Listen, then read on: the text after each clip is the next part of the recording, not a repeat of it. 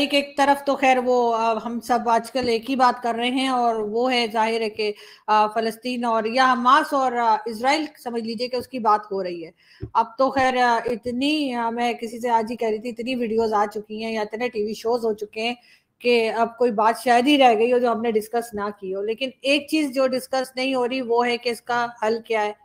अगर अभी कुछ टाइम के बाद इस जंग को रोक भी दिया गया, कहीं ना कहीं से जाहिर है कहा जाएगा किसी दूसरी कंट्री की तरफ से प्रेशर आएगा, लेकिन इस बात की क्या गारंटी है कि फिर भी शुरू हो जाएंगे। बहुत टाइम से ये हम देख रहे हैं। सॉल्यूशन पे बात करते हैं सर आज। क्या सॉल्यूशन है इसका, और क्या पीएम मोदी कोई रोल प्ले कर सकते हैं? जैसे उन्होंने पहले कहा था यूक्रेन और रशिया के लिए, खैर उसमें इतना कुछ हो नहीं पाया था, लेकिन क्या इधर कुछ पॉसिबिलिटीज हैं? अर्जुन जी, पहली बात यह कि जो मोदी जी ने पहले इंटरवीन करने की बात करी थी रशिया और यूक्रेन के बीच में, क्योंकि वो दो अलग कंट्रीज थे, वहां पे बातचीत होने में बड़ा आसान था। ये दो हम्म। अलग कंट्रीज नहीं है, ये दो आइडियोलॉजीज हैं जो कि एक दूसरे से फाइट कर रही हैं, तो दोनों में हम्म। बड़ा फर्क है। एक तरह से इसराइल का इंटरनल मैटर है। मोदी जी ऑफर कर सकते हैं कि यू वांट माय हेल्प, जो इन्होंने करी भी है। लेकिन जो वहां के जो प्रधानमंत्री हैं नेतन्याहू, उन्होंने ओपनली बोल दिया, I do not want anybody's help, मैं ये चीज को अपने आप सॉल्व कर सकता हूँ। सॉल्व करने का तरीका क्या है? देखिए क्या होता है, जैसे पाकिस्तान है, पाकिस्तान भारत के अंदर प्रॉब्लम क्या है कि आपके वहां से नॉन स्टेट एक्टर्स है ना, जो आप बोलते हो कि हम्म। आपकी आर्मी को पता नहीं होता कौन है, आपके हुक्मरानों को पता नहीं होता, आपकी कंट्री के मासूम जो लोग हैं मदरसा से पढ़े हुए, मदरसा वालों को पता नहीं होता ये नॉन स्टेट एक्टर्स कौन है जो हमारे कंट्री में आके उधम मचाते हैं। वही हाल वहां पर भी है कि अब पैलेस्टीन ने पहले तो बड़े भगड़े डाले, जब वहां जाकर उन्होंने इजराइल के लोगों को मारा तो बहुत ज्यादा इन्होंने पटाखे भी जलाए, ईरान के अंदर भी, दुनिया के अंदर भी, और पैलेस्टीन के अंदर तो बचे ही बचे। और जो जो लोगों को पकड़ के लेके आए थे उनके साथ क्या कुछ हाल किया है पैलेस्टीन के लोगों ने, हमास के लोगों के ने जो किया किया, पैलेस्टीन के लोगों ने भी किया। तो भगड़ डल रहे थे। और जैसे ही इसराइल ने उसी भाषा में जवाब देना शुरू किया तो इन्होंने रोना शुरू शुरू कर दिया।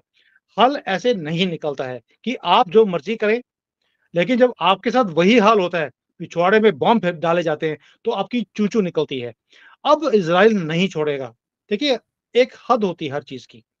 आप बिना बात पे दूसरे को तंग करते रहो, उसी भाषा में जवाब इज़राइल को भी देना आता है, जैसे मोदी जी उसी भाषा में जवाब देते हैं अभी। सो ये जो आप बोलती है कि हल क्या है?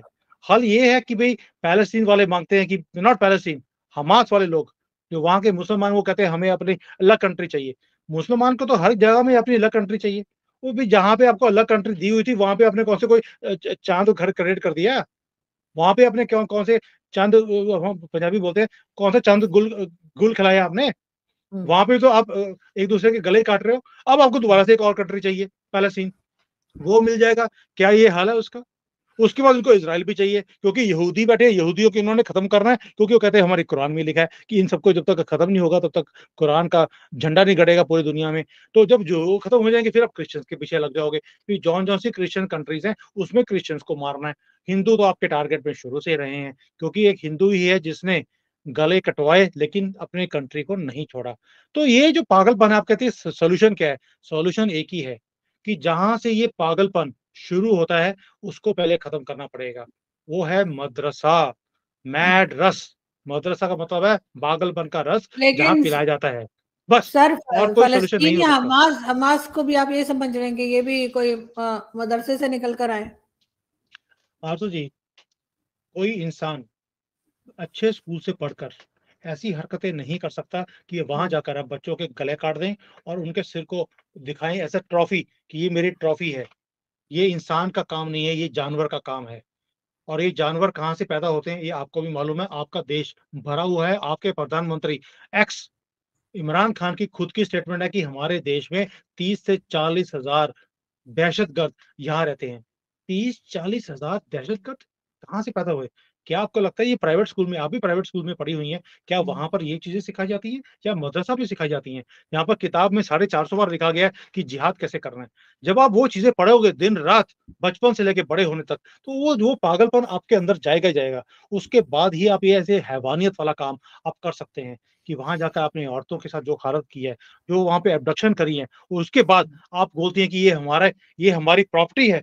ये सारे जो लोग आप बच्चों को और औरतों को पकड़ के लेके आए हो, उसको प्रॉपर्टी बोल रहे हो। कहाँ से आती हैं चीज़ें? क्या आपने अपने स्कूल में ये चीज़ें पढ़ी हैं कभी? नहीं हो सकता। ये मदरसा में जो चीज़ें पढ़ाई जाती हैं, उसी में ये फैनेटिज़्म आ रहा है एंड तभी ये चीज़ें डीप रूटेड हैं उनकी सोल के अंदर। इसको जब तक आप खत्म नहीं करेंगे, ये पागलपन पूरी दुनिया से खत्म नहीं हो सकता। ये इश्यू ही नहीं है हमास वर्सेस इज़राइल का। It is issue of mad रस जो पिलाया गया है कि सारी दुनिया से हमने नॉन मुसलमान को खत्म करना है। भई आप मैंने पाकिस्तान के बड़े न्यूज़ चैनल्स देखे हैं, जो बोलते हैं कि ये टू नेशन थ्योरी होनी चाहिए। और टू नेशन थ्योरी तो आपने भी करी थी। आप कौन सा चैन से बैठे हो वहाँ पर?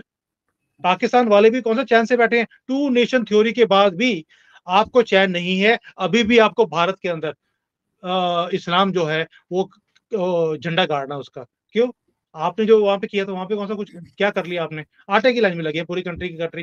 तो ये पागलपन मैं बार-बार बोल रहा हूँ, ये पागलपन तभी खत्म होगा जब आप इसके सोर्स को खत्म करेंगे और इज़राइल उस मुकाम पर पहुँच गया है, उनकी यूनिवर्सिटीज़, उनके जो वहाँ पे मस्जिदें हैं, जहाँ पर इन चीज़ों को प्रमोट किया जाता है, वो एक-एक करके सबको खत्म कर रहे हैं ताकि बेस ही खत्म हो जाए। और कोई हल नहीं है इसका।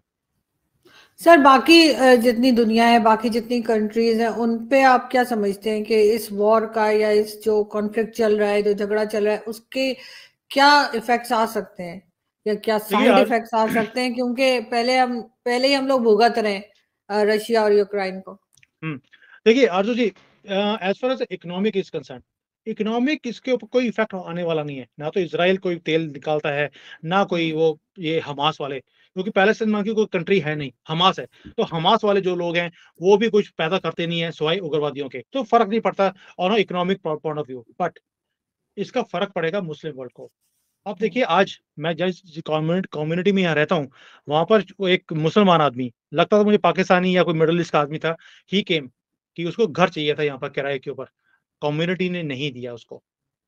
And I was standing there मैं नीचे गया हूँ तो देखा उसने उसने मेरी तरफ आने की कोशिश करी, मैं पीछे हट यार बदबू आ रही इधर से। मैं नहीं गया उसको उसको मैंने मुँह भी लगाया नहीं अपनी तरफ और लोगों ने उसको मकान नहीं लेने दिया और वो धक्के खा रहा है पिछले 4-5 दिन से, उसको मकान नहीं मिल रहा। ये चीज़ आप पूरे दुनिया में देखेंगे क्योंकि दुनिया अब देखेगी इनको एज़ अ उग्रवादी। हमने पंजाब में रहकर जब खालिस्तान की मूवमेंट बहुत ज़्यादा तेज़ थी, हमने तब भी देखा था कि कुछ लोग थे, जो खालिस्तान मूवमेंट के साथ थे। लेकिन जब वो कोई सिख भाई हमारा पूरे हिंदुस्तान में, दुनिया में जाता था, लोग देख कहते थे यार ये खालिस्तानी है, इसकी इसकी पग को ढूँढो या इसकी जेब में कहीं न कहीं से गन निकलेगी। तो ये ऐसा ही होता है। अभी जो कुछ हमास ने किया है, जिस दरिंदगी के साथ उन्होंने काम किया है, आप देखेंगे पूरी दुनिया के अंदर लोग मुसलमान को शक की नज़र से देखेंगे कि ये भी वही हाल हो ये वही लोग हैं जिन्होंने वहाँ पर ये कुछ किया है। और भला हो ये तो ट्विटर का कि ट्विटर अब राइट विंग वालों के पास है। अब जो कुछ हमास वाले कर रहे हैं वो दिखाया जाता है।